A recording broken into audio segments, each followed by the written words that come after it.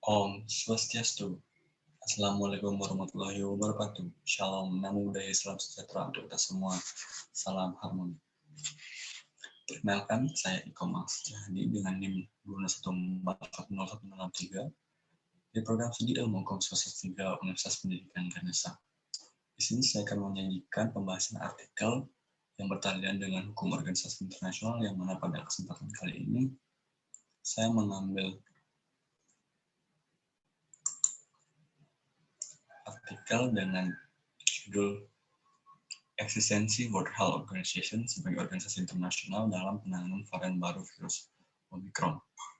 Jadi sebelum masuk pada pembahasan mengenai artikel ini, tentunya terdapat introduksi untuk pendahuluan yang latar belakangnya adanya pembahasan permasalahan dalam artikel ini. Yang pertama, bahwa munculnya virus corona di dunia pertama kali teridentifikasi di Wuhan, China, yang mana pada tahun 2019 lalu, tepatnya pada akhir bulan Desember tahun 2019, teridentifikasi kasus positif pertama di Wuhan, China, yang mengakibatkan seorang mengalami gejala-gejala flu yang menunjukkan adanya gejala pneumonia. Jadi pada dasarnya hal yang menjadi permasalahan itu penyebaran virus ini yang masif dan luas tentunya mengakibatkan dampak-dampak negatif bagi seluruh dimensi-dimensi dalam pelaksanaan kehidupan masyarakat internasional.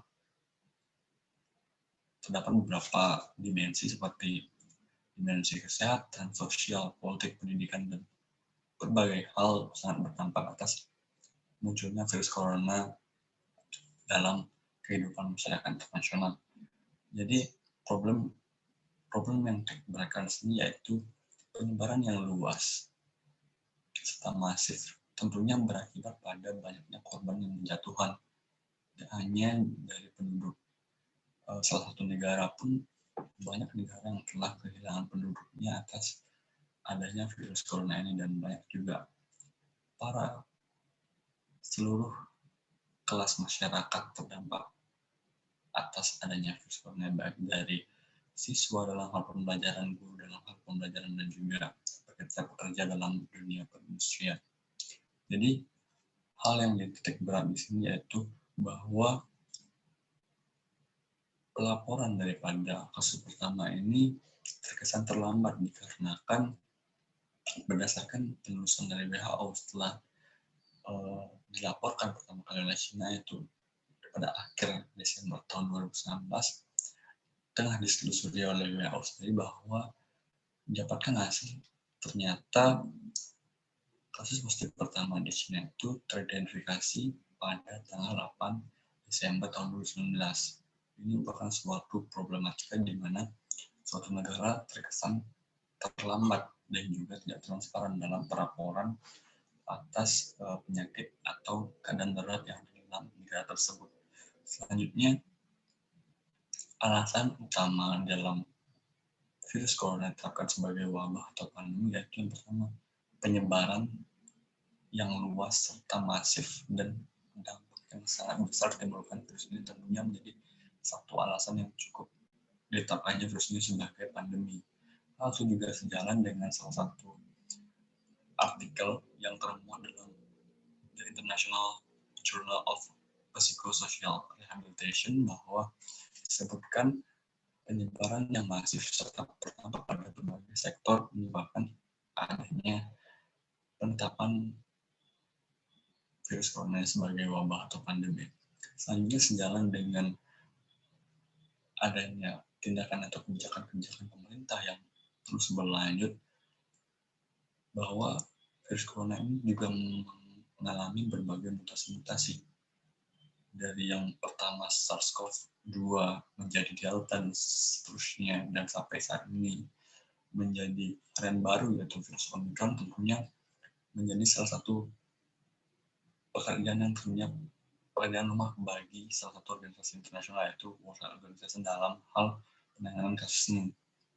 Artinya bahwa dengan adanya pandemi yang berkepanjangan dan tanpa ada ujung, berbagai masyarakat dunia, berbagai kelas-kelas masyarakat dalam dunia, berbagai sektor-sektor tentunya menanyakan suatu hal bahwa bagaimana kinerja daripada World Health Organization ini sebagai suatu organisasi internasional yang tentunya memiliki tugas atau pelaksanaan dalam hal penanganan kasus COVID-19 di masyarakat internasional. Jadi perlu kita bedah bagaimana kinerja serta pelaksanaan tugas daripada World Health Organization ini sebagai suatu suatu badan organisasi nasional yang berkaitan dengan kesehatan masyarakat dunia. Selanjutnya,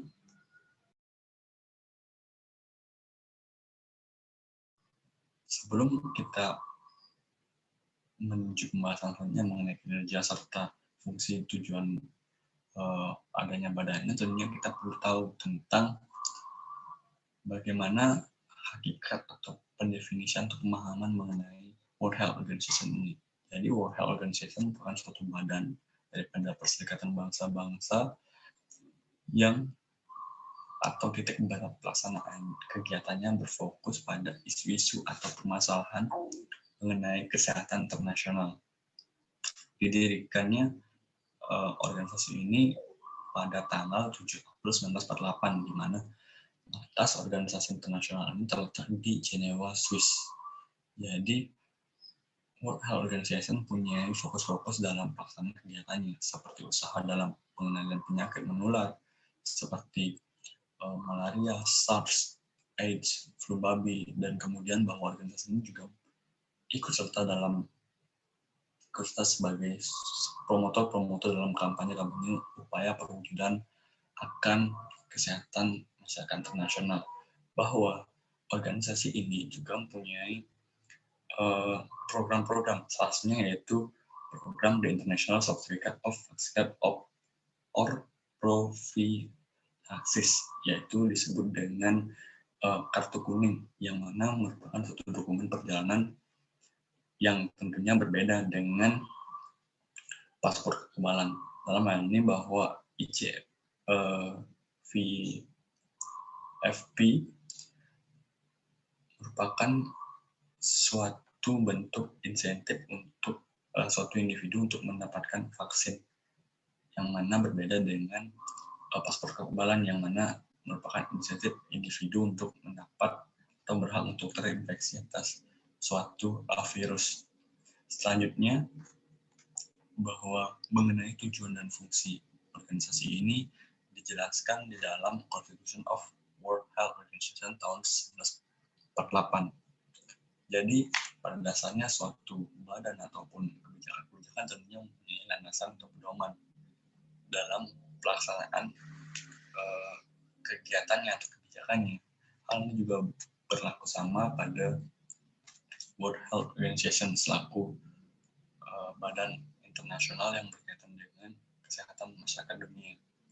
Jadi tujuan serta fungsi badan ini tertuang dalam chapter 1 dan chapter 2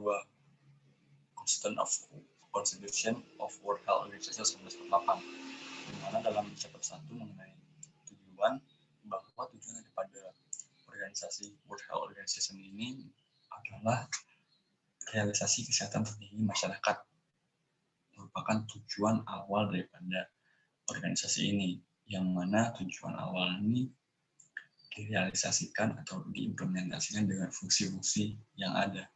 Dalam hal ini kesehatan tertinggi yang dimaksud itu sesuai dengan pembukaan konstitusi badan internasional ini, yang mana kesehatan yang dimaksud yaitu keadaan sejahtera fisik, mental, dan sosial yang utuh, bukan hanya mengenai kebebasan atas penyakit atau kelemahan. Jadi mengenai pengimplementasian daripada fungsi daripada tujuan World Health Organization, tentunya hal ini diimplementasikan dengan fungsi-fungsi dari badan ini. Ini sesuai dengan artikel 1 dalam chapter 2 Constitution of World Health Organization. Fungsi daripada WHO sendiri terdiri atas 22 poin, yang mana masing-masingnya punya ranah tersendiri dan saling bertalian antara satu poin dengan poin yang lainnya. Jadi beberapa poin pertama yang saya bahas ini dalam fungsi dari Badan Kesehatan Dunia atau WHO dalam mewujudkan tujuan organisasi tersebut dapat dijabarkan sebagai berikut. Yang pertama, bertindak dengan kewenangan dalam memimpin serta mengkoordinasikan kerja kesehatan internasional. Sebagai suatu badan internasional, tentunya World Health Organization merupakan suatu koordinir atau satu komando dalam penanganan maupun pencegahan, pengobatan, serta penyembuhan suatu penyakit dalam hal ini dalam konteks internasional ini tentu merupakan salah satu fungsi dari adanya WHO ini, yaitu sebagai leader atau memimpin dalam hal-hal yang berkaitan dengan penanganan kesehatan masyarakat internasional. Yang kedua, yaitu untuk mendirikan serta mempertahankan kerjasama yang dilakukan dengan PBB, agen-agen khusus administrasi kesehatan pemerintah, grup-grup profesional, serta organisasi sejenis yang dianggap sesuai. Yang ketiga, yaitu guna membantu pemerintahan dalam negara berdasar atas adanya permintaan dan serta dalam penguatan layanan kesehatan. Tentu dalam hal ini negara-negara anggota PBB pasti mempunyai permasalahan hal yang berhubungan dengan kesehatan. Jadi fungsi dari PBB ini yaitu membantu pemerintahan dalam tersebut. Itu tertuang dalam 22 poin, yang mana dalam hal ini ada di poin ketiga, yaitu membantu pemerintahan dalam negara dalam menangani ataupun penguatan layanan kesehatan di negara tersebut. Poin keempat, yaitu untuk memberikan bantuan teknis dan sesuai dalam keadaan darurat, baik bantuan atas permintaan atau penerimaan pemerintah. Selanjutnya yang kelima, yaitu untuk menyediakan serta membantu menyediakan atas dasar permintaan PBB suatu pelayanan kesehatan serta fasilitas-fasilitas atau grup-grup khusus. Tentunya ini biasanya kita lihat pada penanganan bencana, di mana World Health Organization ini sebagai suatu badan yang tentunya badan internasional yang menangani permasalahan kesehatan. Dalam hal ini tentunya membantu atau melaksanakan penolongan kepada masyarakat yang tertimpa bencana, khususnya masyarakat internasional, dalam ini negara-negara yang mempunyai suatu bencana dalam penanganan pemerintahannya, seperti yang berkaitan dengan kesehatan. Selanjutnya itu adapun kunci daripada pembahasan dalam artikel ini, yaitu pelaksanaan tugas atau kinerja daripada World Health Organization. Jadi pada dasarnya bahwa World Health Organization merupakan suatu badan yang dibentuk guna menangani permasalahan-permasalahan yang ada dalam masyarakat internasional, khususnya dalam hal ini kesehatan masyarakat dunia. Jadi virus Omicron merupakan salah satu varian mutasi virus corona yang ditemukan pertama kali di benua Amerika.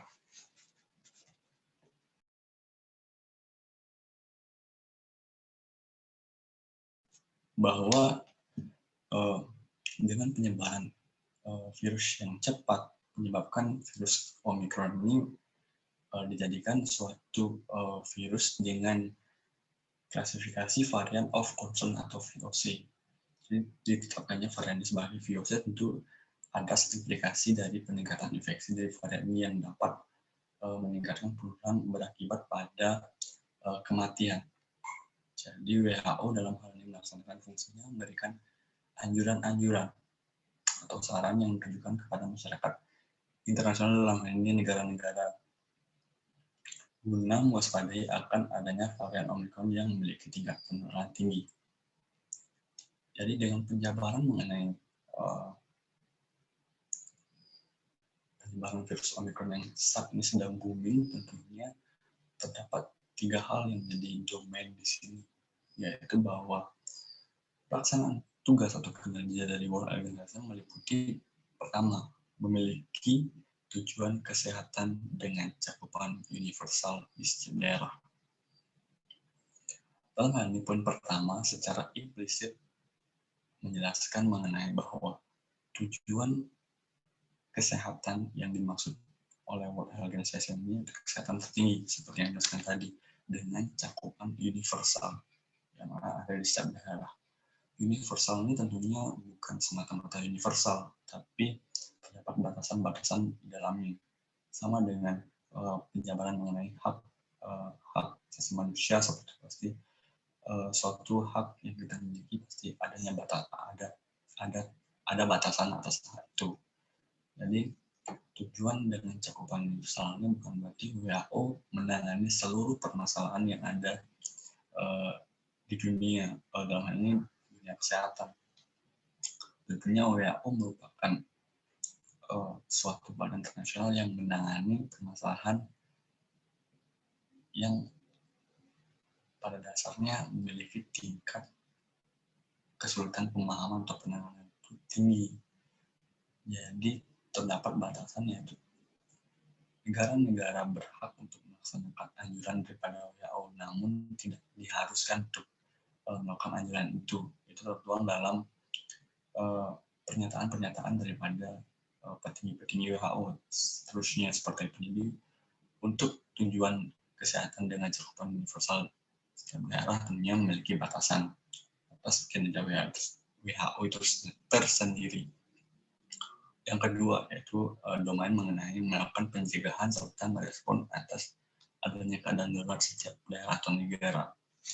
Seperti yang saya jabarkan tadi di bagian pendahuluan atau introduction, bahwa melakukan pencegahan serta merespon ini secara realisasinya itu dapat dikaitkan dengan permasalahan yang ada di Cina atau di Wuhan beberapa tahun belakangnya, tahun 2019, bahwa negara Cina melaporkan akan adanya suatu virus yang dapat menyebar luas dan berakibat pada kematian.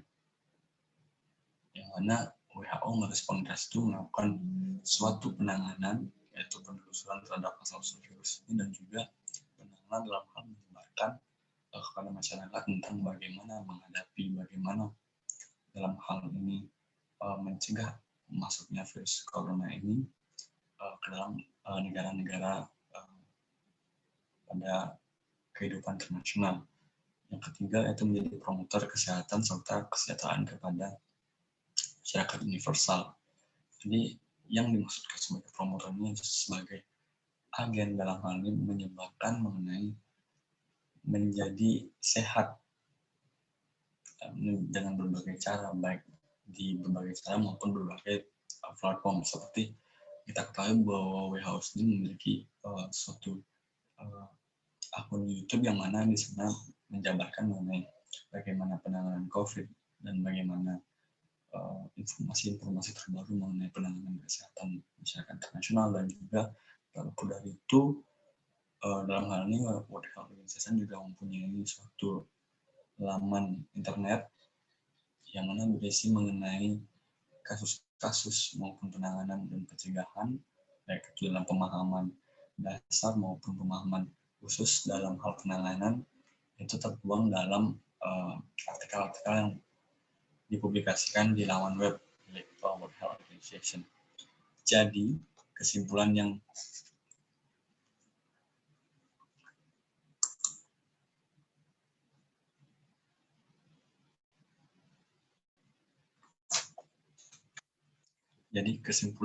yang saya akan simpulkan di sini yaitu bahwa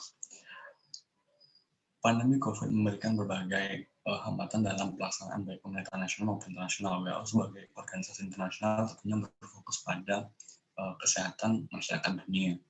Jadi atas dasar Constitution of World Health Organization bahwa WHO punya ranah dalam hal promotor kesehatan masyarakat universal serta membantu dalam hal pencegahan suatu penyakit atau wabah terjadi dalam negara tersebut.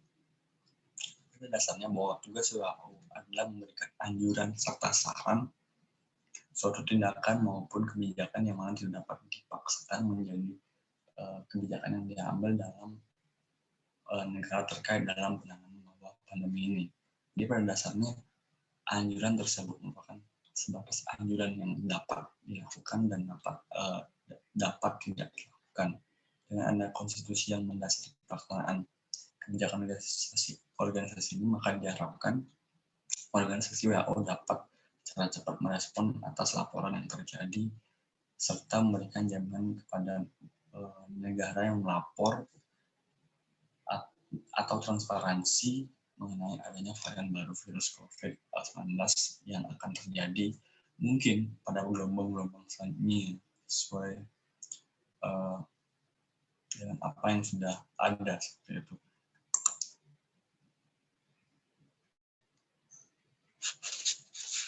Jadi sekian pemaparan atau penyajian materi dalam artikel yang berjudul eksistensi World Health Organization sebagai organisasi internasional dalam penanganan virus Omicron yang dapat saya sampaikan. Apabila terdapat salah kata atau perbuatan, saya ucapkan maaf, itu bukan keliruan dan bukan hal yang disengaja. Saya akhiri penyajian atau presentasi ini dengan para mesanti. Om Santi, Santi, Santi. Wassalamualaikum warahmatullahi wabarakatuh.